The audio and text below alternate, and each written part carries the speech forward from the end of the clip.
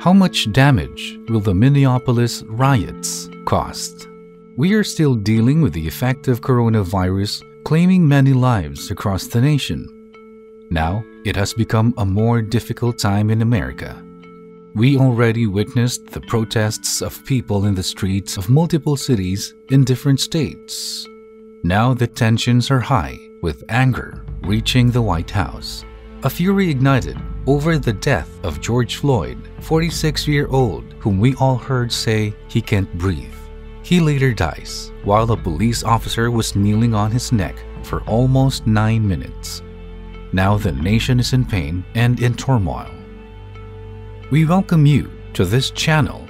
Before we go deeper, make sure to subscribe to this channel, like this video, and turn all notifications on so you'll be informed about the latest issue and topic. As of May 28, at least 270 business establishments across the Twin Cities had been vandalized, looted, or had doors and windows broken. Some are reduced to rubble or destroyed completely by fire. Others have reported extreme water damage or severe fire damage. The businesses along a 5-mile stretch of Lake Street in Minneapolis and a 1-mile stretch of University Avenue in St. Paul's Midway area have experienced the utmost damage, especially those nearest Minneapolis' 3rd and 5th police precincts. As protests spread across the metro, many larger companies with multiple locations have temporarily or indefinitely closed. The ongoing construction of the 190-unit apartment project in St. Paul by Wellington Management Incorporated have been burned and on the verge of collapse. The intense heat can be felt from blocks away. As per the City of Minneapolis worksheet, the development project is estimated to cost about $37 million, including contingency and reserve funds. While the land and construction costs were about $30 million, the housing complex has been known as Midtown Center was set to open in the spring next year, but looks like the schedule will be delayed until further notice, if not totally canceled.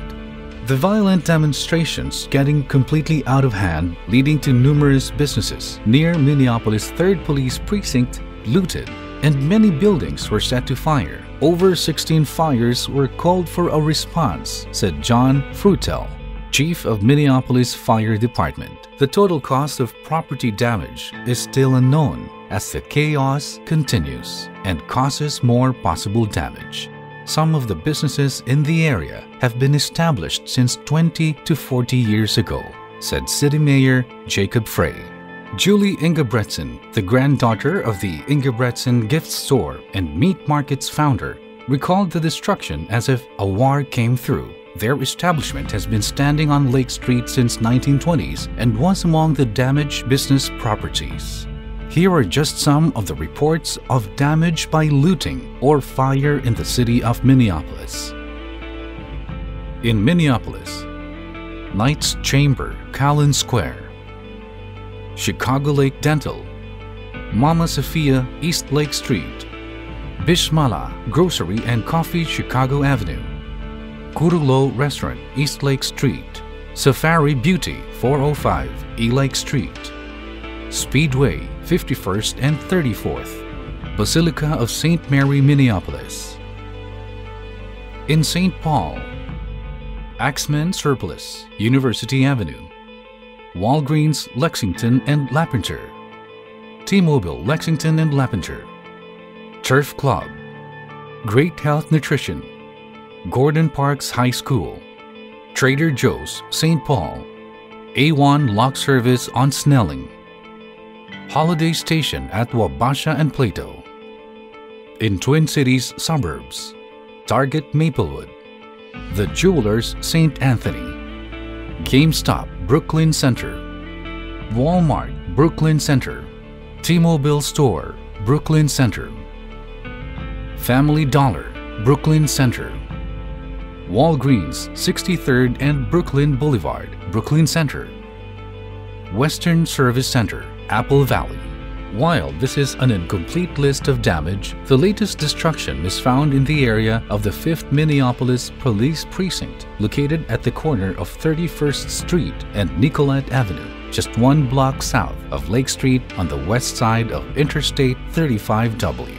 Arson and burglary went unceasingly for hours in the area as Minnesotans watched in horror as rioters burned the city, starting from the United States Postal Service building, Wells Fargo, and numerous other buildings, until hundreds of law enforcement and National Guard soldiers arrived to disperse the crowd.